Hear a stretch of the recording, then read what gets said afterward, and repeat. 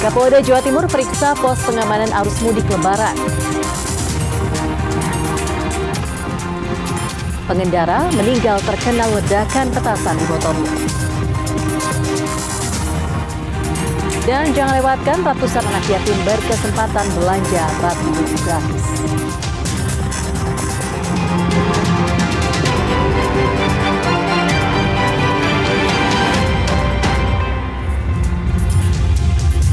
Halo saudara, apa kabar Anda hari ini? Kompas Jatim kembali hadir ke hadapan Anda. Selain 3 informasi utama tadi, tim redaksi kami telah menyiapkan sejumlah informasi penting dan inspiratif lainnya untuk Anda. Bersama saya Firjianti Kusuma, kita jelang Kompas Jatim di Kompas TV, independen terpercaya.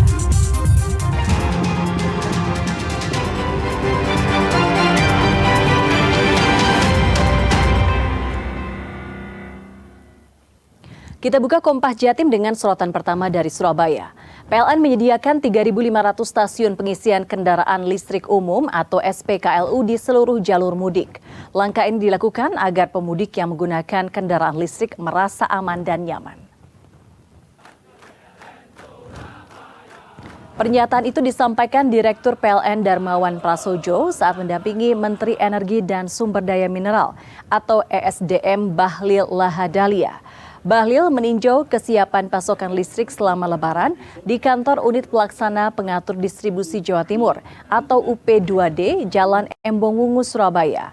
Total pasokan listrik nasional mencapai 10 gigawatt dan pemakaiannya hanya 6,5 gigawatt. Saat Lebaran nanti diperkirakan turun 4,5 gigawatt sehingga cadangan listrik masih sekitar 50% lebih. Karena itu, PLN memberikan peningkatan pelayanan dengan menambah jumlah stasiun pengisian kendaraan listrik umum atau SPKLU di seluruh jalur mudik atau balik. Jumlah SPKLU total secara nasional mencapai 3.500 unit dengan jarak sekitar 26 km setiap SPKLU dengan diperkuat 1.680 petugas jaga 24 jam.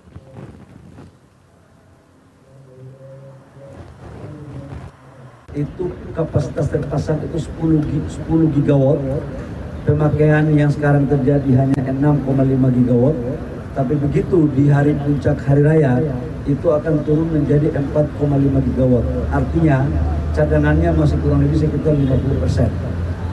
Nah, sudah barang itu pertanyaannya adalah bagaimana persiapan bahan bakar untuk PLN, baik batu bara, gas maupun solar atau B40, ini rata-rata cadangannya di atas 20 hari. Jadi overall saya pikir nggak ada masalah. Transmisi juga kita sudah cek, transmisi itu nggak ada masalah, semuanya on. Dulu jarak antara satu SPKLU dengan SPKLU yang lain itu sekitar 45 km. Saat ini jarak antara satu dengan yang lain hanya sekitar 25-26 km. Dengan jumlah yang sangat cukup dan kami tingkatkan 7,5 kali lipat jumlahnya dibanding tahun lalu. Sehingga antrian sampai saat ini masih aman dan nanti diperkirakan sampai Lebaran nanti antriannya juga masih aman. Titiknya di Pulau Jawa aja atau di mana saja Pak SPKLU-nya? Di seluruh Indonesia terutama jalur mudik. Kalau di Jawa Timur sendiri seperti apa Pak? Di jalur mudik itu kami perkirakan meningkat 5 kali lipat. Kemudian untuk SPKLU kami meningkat sekitar 6-7 kali lipat. Sementara itu, Menteri ESDM Bahlil Lahadalia juga melakukan sidak dan mengecek ketersediaan LPG di Pangkalan Surabaya. Selain ketersediaan, Bahlil juga mengecek berat tabung LPG bersubsidi 3 kg.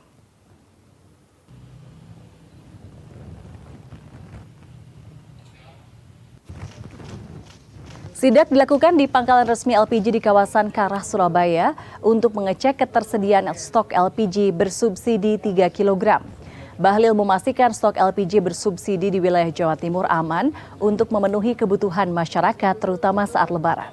Selain ketersediaan stok, Bahlil juga mengecek timbangan LPG bersubsidi. Ia mengimbau masyarakat selalu mengecek timbangan LPG sebelum membeli. Standar timbangan tabung LPG bersubsidi ukuran 3 kg seberat 8 kg. Saya cek harga juga bagus di sini, sudah bagus sejak kejadian penataan sudah mulai bagus. Saya tanya tadi sama ibu-ibu, benar-benar nggak kalau harga Maka kalau 23.000, 25.000, ya mulai ya sering dengar. Dan mulai hari ini udah nggak dengar lagi. Bagus lah pokoknya. Kalau begitu terus aman. Timbangannya pun udah mulai bagus sudah. Kapolda Jawa Timur Irjen Pol Nanang Afianto melakukan pemeriksaan pos pengamanan Lebaran di Kediri. Pemeriksaan tersebut untuk memastikan kesiapan menghadapi arus mudik dan arus balik Lebaran. Kapolda Jawa Timur Irjen Pol Nanang Afianto beserta jajarannya mendatangi pos pengamanan Lebaran Simpang 3 Mengkreng di Kabupaten Kediri. Kedatangan mereka ini untuk memeriksa kesiapan para personel dalam menghadapi mudik Lebaran nanti. Simpang 3 Mengkreng menjadi titik rawan kemacetan di wilayah Kabupaten Kediri. Pasalnya, Simpang 3 Mengkreng menjadi jalur utama mudik dari berbagai daerah seperti Jombang dan Nganjuk. Selain itu, setiap 40 menit sekali Simpang 3 tersebut akan mengalami kepadatan karena adanya kereta api yang melintas. Pos pengamanan ini dilengkapi juga fasilitas pendukung seperti tempat ibadah, pelayanan kesehatan, hingga servis kendaraan motor untuk pemudik. Untuk antisipasi kejahatan, baik itu tadi juga kita sudah paparkan bahwa kita sudah menyiapkan beberapa perencanaan termasuk rekayasa lalu lintas dan nanti diprediksi nanti H-2 akan sedikit terjadi peningkatan atau kepadatan arus lalu lintas. Jadi mulai dari sinergitas antara Polres Nganjuk dengan Polres Jombang dan Polres Kediri akan kita laksanakan penyekatan mulai dari Papar yang mengarah ke Pelemahan lalu Jombang dan Papar kita tutup nanti mengarah ke Nganjuk lewat Paron dan sebagainya. Diprediksi kemacetan arus mudik diperkirakan mulai pada tanggal 29 Maret 2025. Ismail Hasan, Kompas TV Kediri, Jawa Timur. Seorang pengendara motor di Blitar meninggal dunia diduga terkena ledakan petasan yang dibawanya. Petasan itu meledak setelah korban terlibat kecelakaan lalu lintas.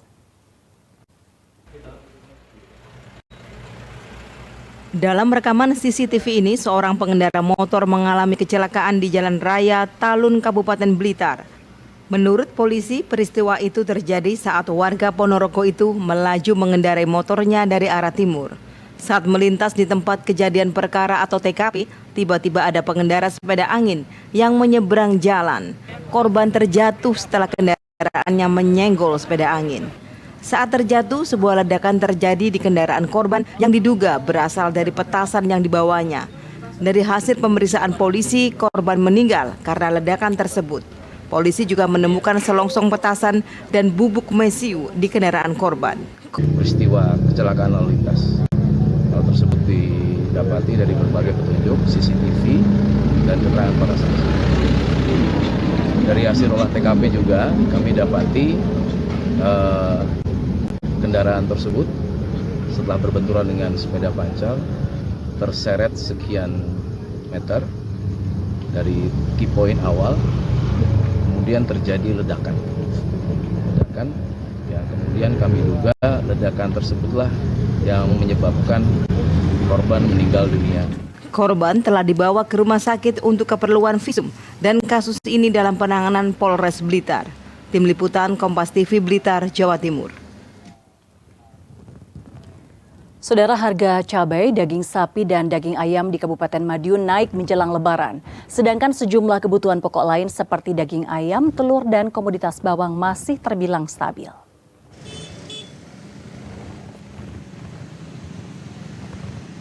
Harga sejumlah kebutuhan pokok naik jelang Lebaran, salah satunya di Pasar Pagotan, Kabupaten Madiun. Di antaranya cabai rawit yang semula Rp80.000 per kilogram naik menjadi Rp88.000 per kilogram. Untuk cabai merah besar dan merah keriting naik dari Rp40.000 menjadi Rp48.000 per kilogram. Sedangkan harga daging sapi juga naik dari Rp130.000 menjadi Rp135.000 per kilogram. Permintaan yang meningkat jelang Lebaran membuat beberapa komoditas tersebut naik meski stok aman. Untuk kebutuhan pokok lain terpantau masih stabil. Harga daging ayam Rp32.000 per kilogram dan telur ayam di kisaran Rp25.000 per kilogram. Harga bawang merah Rp44.000 per kilogram dan bawang putih Rp38.000 per kilogram. Cabai rawit naik Dari? 2 hari ini. Dari berapa ke berapa? Kemarin 80, Sekarang 88. Kalau merah besar, merah keriting? Merah besar keriting ya naik, tapi sedikit. Berapa? Dari berapa kisaran berapa ke berapa? Dari 40 ke 46, 48. Tapi untuk kebutuhan pokok yang lain gimana? Stabil atau? Stabil. Masih aman ya? Aman. Kalau peminat kebutuhan pokok ini menjelang Lebaran ini gimana? Momen-momen apa? Ya kayak tambah. Maleman gitu. Meningkat ya? Kebutuhan tambah. Kalau stok kebutuhan pokok gimana? Aman. Stabil. Stabil semua ya? Stabil, harga-harga stabil, nggak minta. Kalau ibu ini membeli apa aja hari ini? Membeli belanja di Mbak Ana, buncis, wortel, bubis, terus kapri, terus cabai rawit itu ya? Ya, terus ini cabai rawit, cabai kecil. Untuk kebutuhan apa, Mak, itu, Mak? Cabai hijau. Untuk kebutuhan apa? Selamat. Untuk Ramadan menjelang Lebaran ya. Harga daging ayam di pasar tradisional Kota Kediri merangkak naik di angka Rp34.000 per kilogram. Semula harga daging ayam di kisaran Rp32.000 per kilogram. Jelang Lebaran, harga daging ayam di Pasar Setono Betik, Kota Kediri terus naik. Kenaikan harga tersebut terjadi sejak awal Ramadan yang lalu. Saat ini, harga daging ayam tembus di angka Rp34.000 per kilogram. Naik Rp2.000 dari harga sebelumnya, Rp32.000 per kilogram. Pedagang mengaku tidak mengetahui penyebab kenaikan harga karena saat ini pasokan daging ayam masih aman. Meski harga naik, namun penjualan daging ayam tidak terpengaruh. Bahkan pedagang mampu menjual 2 kuintal daging ayam. Hari ini 3334. Kalau sebelumnya, Mas? Sebelumnya 32 tuh, Mas. 32. Itu kenaikannya mulai kapan, Mas? Naiknya mulai 3 mingguan. 3 mingguan. Oh. 3 minggu, 2 mingguan. Kalau untuk penjualannya sendiri bagaimana, Mas? Ini masih stabil, Mas.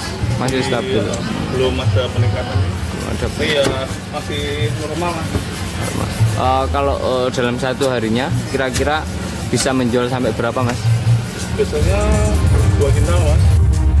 Akhiri studi Ramadan dengan uji publik baca kitab kuning akan kami hadirkan usai jeda berikut. Tetaplah bersama kami di Kompas Jati.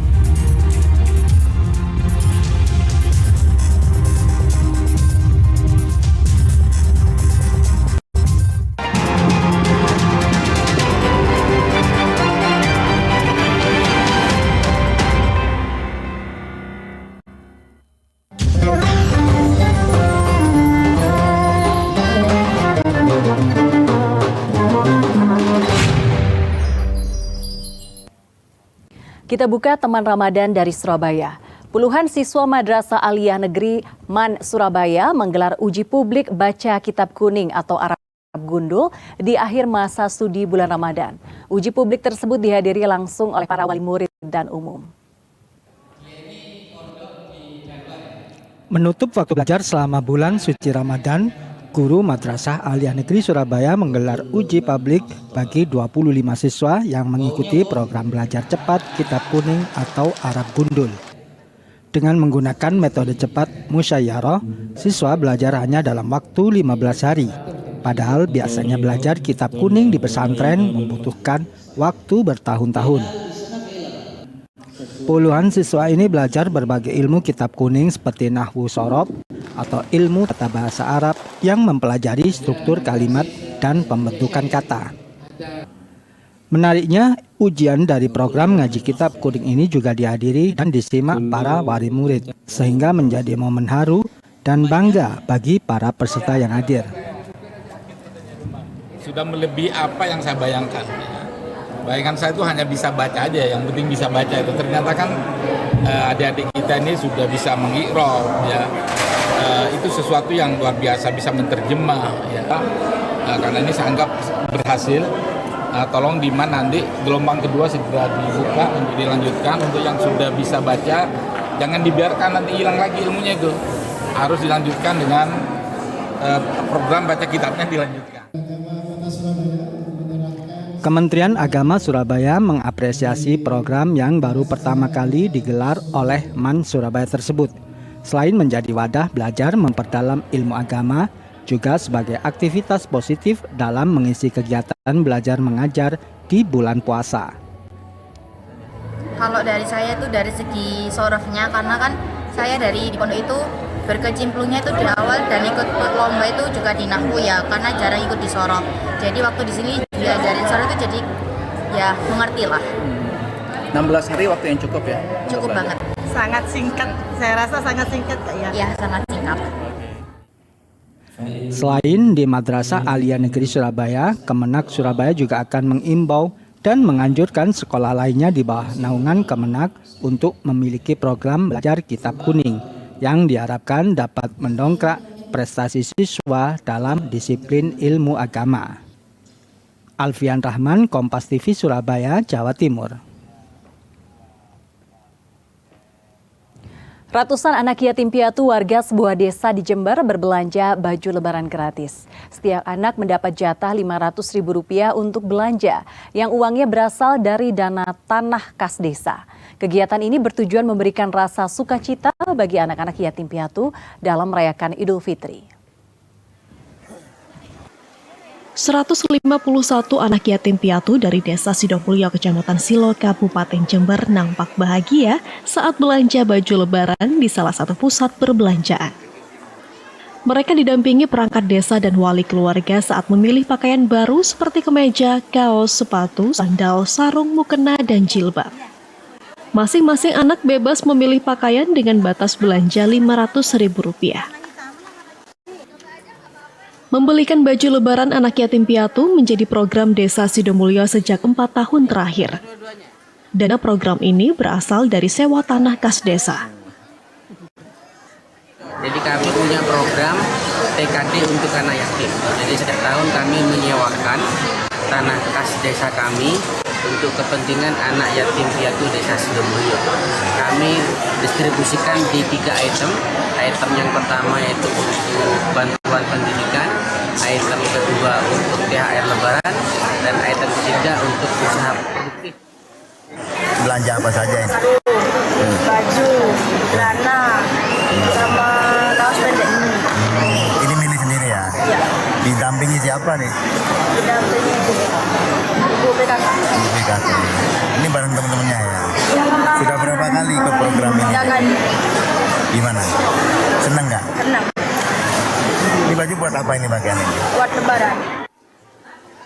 Program ini akan terus digelar dengan tujuan membantu anak yatim piatu saat merayakan Hari Raya Idul Fitri. Hernawan Mustika, Kompas TV Jember, Jawa Timur. Saudara, musik patrol menjadi tradisi membangunkan orang tidur agar makan sahur. Di Jember, tradisi seni tabu ini dikemas menjadi hiburan masyarakat sekaligus bentuk nyata melestarikan kesenian warisan leluhur dalam pertunjukan karnaval musik patrol keliling. Inilah karnaval musik patrol yang digelar unit kegiatan mahasiswa kesenian Universitas Jember. Sebelum berkeliling kota sejauh 3 km, sebanyak 11 kelompok musik patrol unjuk kebolehan memainkan alat musik terbuat dari kayu nangka di garis keberangkatan di depan kampus Universitas Jember. Alat musik patrol terdiri dari alat perkusi kentongan kayu nangka dengan berbagai ukuran dipadu dengan sejumlah alat musik lain seperti seruling, tamborin, dan penyanyi sehingga tercipta suara harmonis dan rancak. Festival musik patrol ini digelar tengah malam hingga menjelang waktu sahur dengan menggunakan alat pengeras suara toa. Musik patrol yang juga dikenal dengan kentongan ini merupakan warisan leluhur berasal dari Madura dan mempunyai nilai keunikan khas, sehingga perlu dilestarikan keberadaannya. Harapan kita bersama hari ini dan ke depan kita bersama bersinergi unsur detailing, karena ini bukan tugasnya UNED sendiri atau pemerintah daerah sendiri, tapi semua, baik itu komunitas, ada masyarakat, swasta, akademisi, semua. Ini adalah kita wajib hukumnya untuk bersinergi.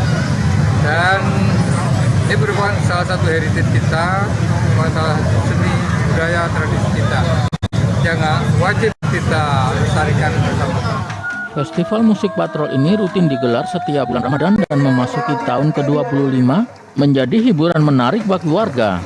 Sesuatu yang hanya 1 tahun sekali, jadinya sangat-sangat diharapkan lah, terutama para kaum muda. Terus ini ada kentongan di sini, bagaimana? Nah, apresiasi kentongan kentongan itu kan yang meningkatkan kreativitas anak-anak muda. Jadi adanya dengan kentongan ini, nah apalagi Jember ya, yang terkenal dengan orkes kentongan ya, musik patrol yang dari kentongan itu. Kegiatan rutin tahunan saat Ramadan ini sebagai upaya melestarikan budaya warisan leluhur sehingga dapat menumbuhkan minat generasi muda. Hernawan Mustika, Kompas TV Jember, Jawa Timur.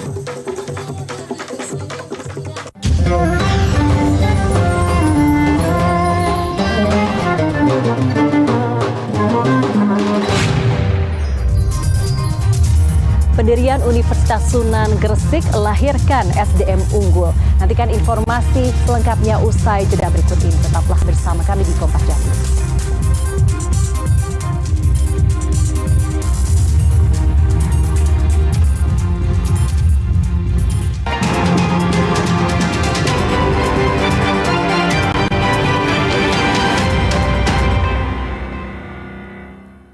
Ketua Fraksi PKB DPR RI Jazilul Fawaid mendirikan Universitas Sunan Gresik atau USG. Pembangunan USG sebagai bentuk perjuangan untuk melahirkan sumber daya manusia atau SDM unggul khususnya di Gresik dan Indonesia. Dan informasi ini sekaligus menutup jumpa kita di Kompas Jatim hari ini. Jangan lupa saudara untuk menyaksikan live streaming kami di kompas.tv dan channel YouTube Kompas TV Jawa Timur. Kompas TV independen terpercaya. Saya Virgianti Kusuma, sampai jumpa. Pendirian kampus Universitas Sunan Gresik atau USG sebagai bentuk dukungan terhadap pemerintahan Prabowo Subianto dalam melahirkan SDM unggul menyongsong Indonesia Emas 2045. Diharapkan pada Mei nanti secara resmi dilakukan grand launching sekaligus dibuka pendaftaran mahasiswa baru sehingga tahun ajaran baru 2025 ini sudah bisa dimulai proses perkuliahan. Untuk tahap awal akan didirikan 2 fakultas dengan jumlah 13 program studi atau prodi. Di antaranya S1 Manajemen Informasi Kesehatan, S1 Kebidanan dan Profesi, S1 Mikrobiologi, D3 Kebidanan dan S1 Rekayasa Pertambangan. Gagasan lahirnya Universitas Sunan Gresik ini adalah bagian dari keterikatan sejarah dan tantangan hari ini untuk menyiapkan sumber daya manusia yang bisa diserap oleh pasar sekaligus mampu menggerakkan kemajuan di Gresik.